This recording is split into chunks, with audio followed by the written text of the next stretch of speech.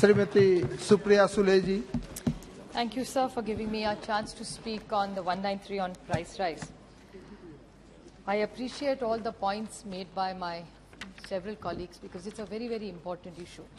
And endlessly everybody has repeatedly talked about Sushma ji यहाँ खड़ी होके महंगाई पे जब चर्चा करते थे हम वहाँ बैठते थे।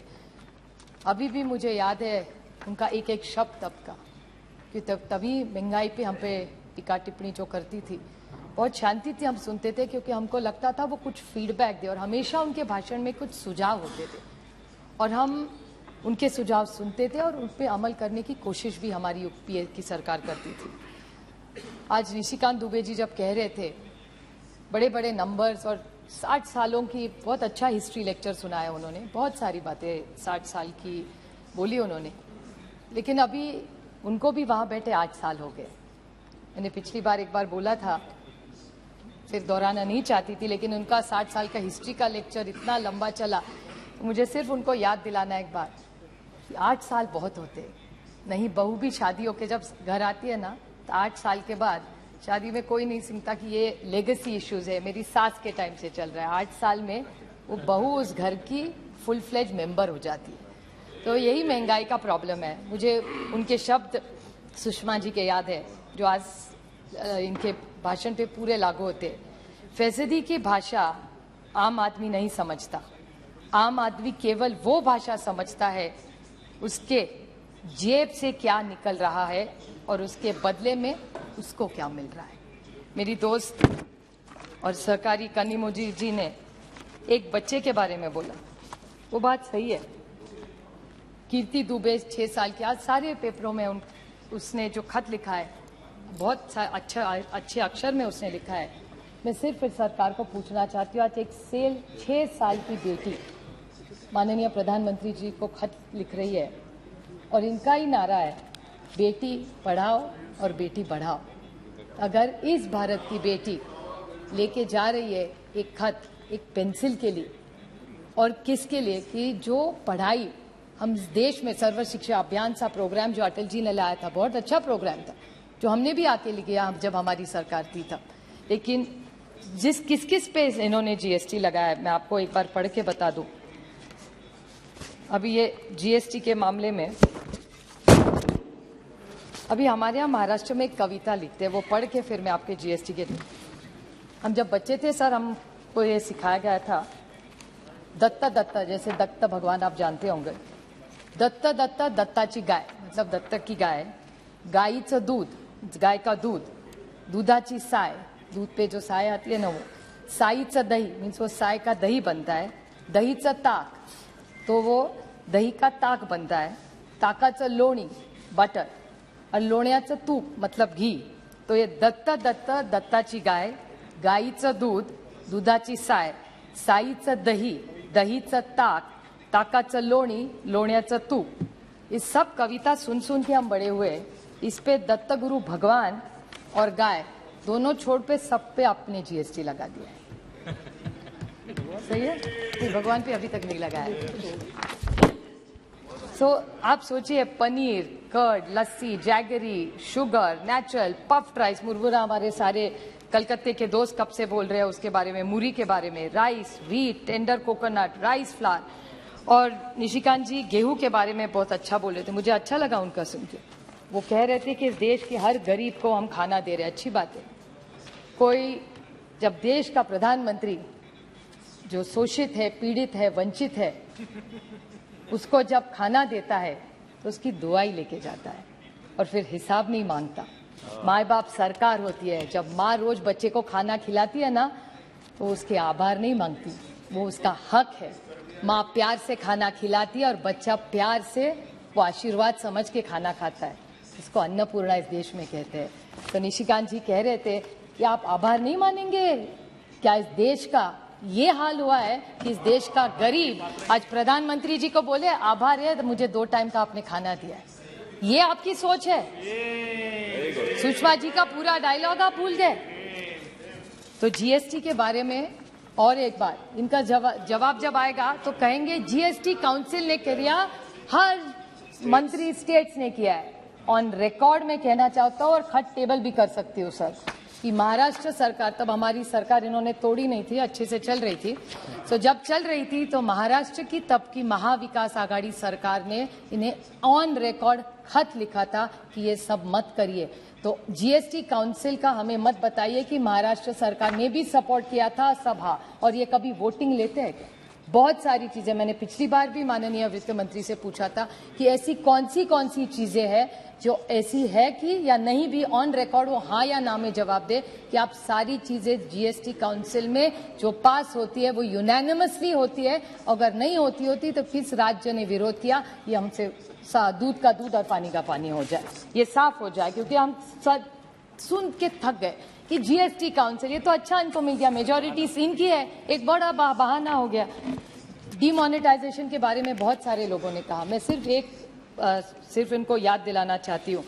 निशिकांत जी ने कहा कि 60 साल में ये पॉलिसी गलत हुई, ठीक है, बहुत सारी हमारे से गलतियां हुई, यही तो इसीलिए यहाँ है, नहीं तो वहां बैठे रहते, शायद हुई भी होगी गलती हमारे से। जो काम करता है सर वो गलती करता ही है, कोई बात नहीं, और गलती तो हो गई। लेकिन आप सोचिए, डीमोनेटाइजेशन की बात हो रही थी, किसी ने, पहले मैं बोलने नहीं वाली थी लेकिन मैं सिर्फ टिप्पणी कर रही हूँ छोटी सी इस पे, बांग्लादेश के बारे में, श्रीलंका के बारे में किसी ने बोला। The Bangladesh today is an export, remittance and agriculture driven economy and we were doing well together. क्या हुआ? Demonetization हो गया, उसके बाद क्या हुआ?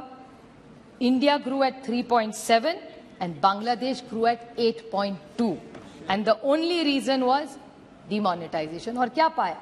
मैं दोहराना नहीं चाहती जो मेरे पहले वक्ता बोले हैं, लेकिन इतना पैसा मिल रहा है। You are absolutely right when you talked about it. I want to even ask the Honorable Finance Minister about how much money is in circulation. The CIC, he has quoted a lot of numbers. Anybody who knows, I'm not a finance expert, nor am I an economist, but this much little I know in finance, that whenever you overprint money, which is probably the right thing when you need it because you wanted to rise demand, so you needed to bring in the cash. I appreciate that.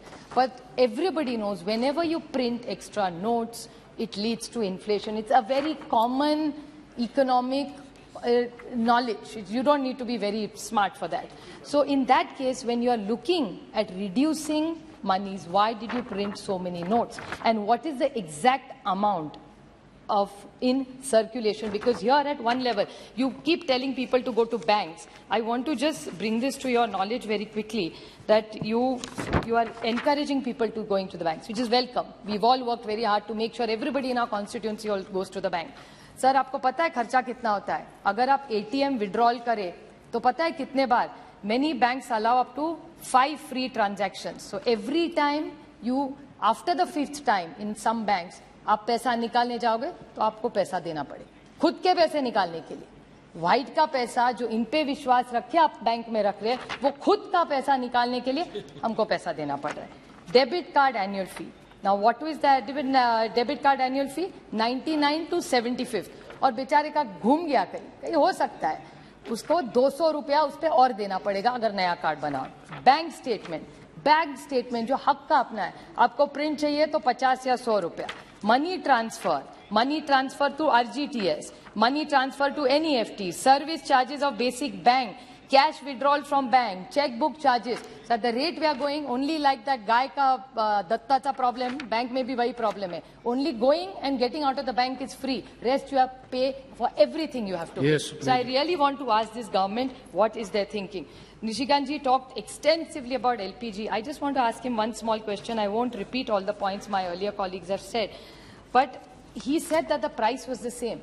But he forgot to mention that the government was paying the subsidy that time. The UPA government never let the cylinder go about 300 and 400. So where is this magic number of 1,000 that he's creating from? Yes. Only he knows, maybe we'll get a reply for it. Somebody talked about the falling rupee. I still remember Sushma ji, and it had pained me, so I'd like to quote her here. जैसे जैसे currency गिरती है, वैसे वैसे देश की प्रतिष्ठा भी गिरती है. So last just two small questions I want to ask her. I just want to ask her two very small questions. He talked about this cess question. I've never got a reply from this government. This government charges cess for primary education, secondary education, health, GST compensation, additional excess. So much cess gets collected. There are 12 ways you collect cess. Why don't you give this to the poor consumer?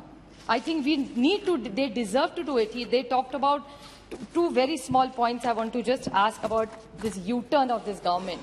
The government talked about wheat. So just literally last 2-3 points. That's all. In short. 2 points. I'll club it together, sir. This government made a policy. He talked about wheat. Now, what did this government do about wheat?